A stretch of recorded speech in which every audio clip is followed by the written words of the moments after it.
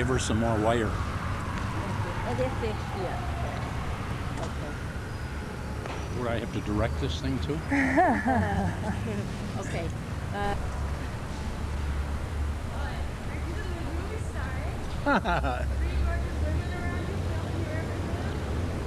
You're not going to get too much teaching, Okay, are you? Okay. 1937, 36.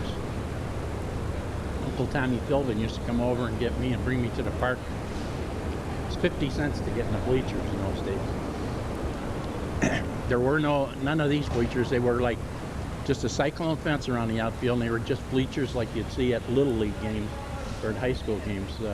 And that's all there was. Then in 1937, they built these new bleachers, and it's all poured concrete. And we used to come over, they'd have the forms, and then they pour the concrete and they'd pull the forms off, and it'd all be junk lumber. And we'd come over and get all the lumber and saw it up into pieces about 1.5 foot long, and we'd burn it in our garbage burner right across the street for heat in the kitchen. And in those days we didn't even have a stove in the living room. We just burned the garbage burner with all the wood we'd get from here. Sawed up for kindling wood. That wasn't them getting rid of the center field bleachers. That was just building the bleachers. Well, they tore down the old ones. They always had bleachers out there. They had like bleachers there and bleachers there, and they just tore those out and put the new bleachers in. They did it like over the season. After the season was over in October, they started, and they were through by the following spring. Can you tell me about delivering papers here? Well, I had Art Johnson gave me the newsstand at Addison and Racine, and he had like a little route he'd deliver people down Addison Street and on Racine, and he'd deliver right over here to the office on Waveland Avenue, right across from the firehouse. He'd deliver an American there to a guy named Bobby Dorr. That was an apartment at the time, and whoever was the chief groundskeeper had that apartment, and we delivered the paper to him. And there was another guy that worked here named Harry Hazelwood. They used to call him New York, but he was one of the groundskeepers, and he lived on Addison near Southport. We used to deliver a paper to him, and he and Art used to always be horsing around together. Pat Piper, who used to be the field announcer, he used to wear a tan cap and like a brown beige coat and tan slacks, and he'd be the field announcer. He'd announce the lineup and the changes, and he'd sit down there by the brick wall. He lived in just a third-floor apartment over here on Racine and Eddy, and we delivered papers to him. I couldn't believe that he didn't, having a job like that, he wasn't living down on Lakeshore Drive or something. And then one time I went to the, was it the Ivanhoe, that nightclub on Clark Street? He was a waiter there. So anyway, then, and I worked at the lumber company right across the street where Cubby Bear is now, and they bought the lumber company. What's the matter? Nothing. I heard the microphone go. Oh, there was a bee on him.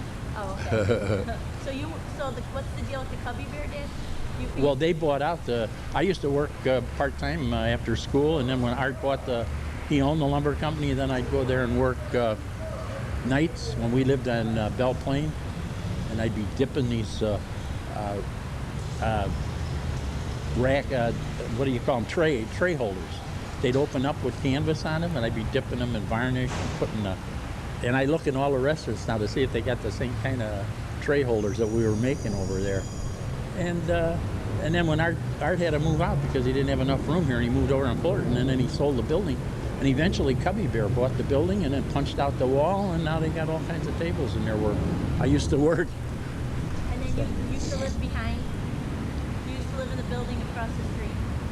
Right over here, 3658 Clark Street, right next to the gas station. And you say, so I'm cutting me out, so you say, I used to live over... I used to live right at 3658 North Clark Street, just 3 doors south of Waveland Avenue on the west side of the street. And we used to park cars behind the house. We'd get 10 cars, and it was like a gravel yard. And you were supposed to have a parking permit, and you weren't supposed to go on the street. But we'd get 25 cents a car, and if I filled it up, we'd make $2.50 with 10 cars. And I'd let everybody lock their car, so if anybody in the front came up, they'd have to wait till everybody else got out before they could get out. But I'd tell them that before the game. I Riley. Can you, could you tell about being arrested?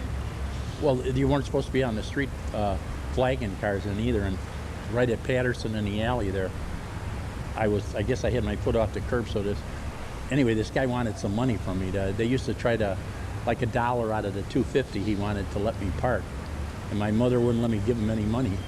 So he called the paddy wagon and had me hauled over to town hall. I think I was probably maybe 14 at the time. And my mom went over and raised Cain at the police station, and they let me out. They had me in the bullpen over there for about an hour or two. So were you scared? Oh yeah, I was scared. But So this was a neighbor who busted you or a cop? no, a cop. His name was Lynch. So that was a bad experience with the parking. But Art used to park cars all on the railroad tracks, up and down the railroad tracks, so by the loading dock at the lumber company over there.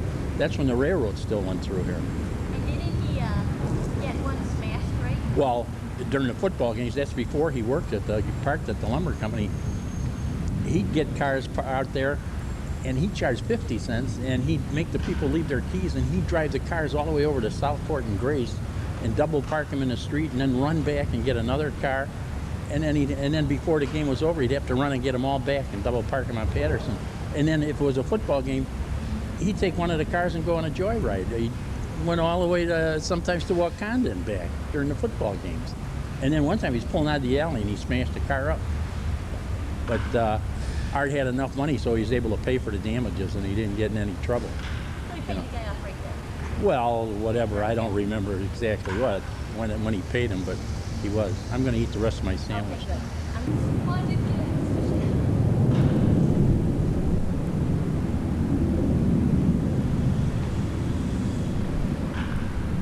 Hey, Dad?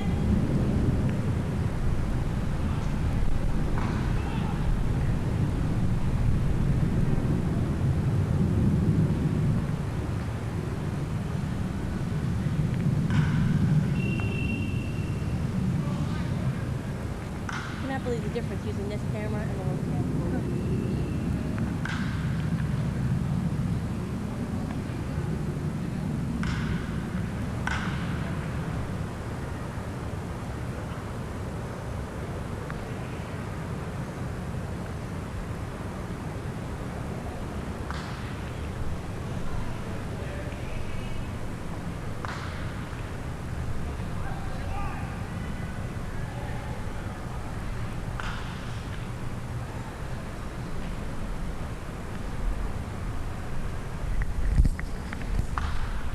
Sorry, though.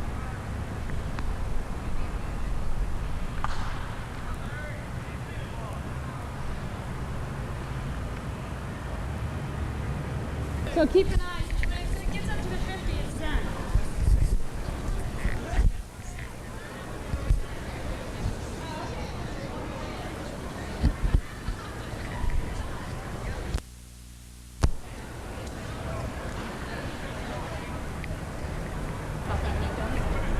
We should get a clip.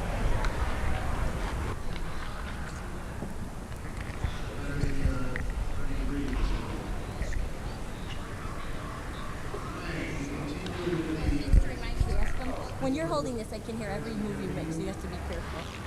You know, when you're, even just how you're squeezing it. Like I heard that.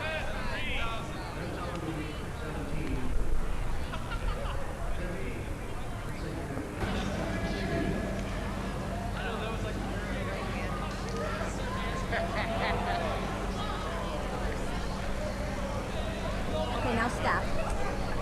Do you mind if I tell you when to stop and start? No. Now go for a close-up, if you can with the camera. No, yeah. You know it has a zoom on it? Zoom on it? On the That little front. button? Gotta move you out, girl. We gotta move. Meeting place. Oh, there. Here, we get you on camera waving. Are we gonna be on TV? Because he's giving a shit. Thank you, that's on tape.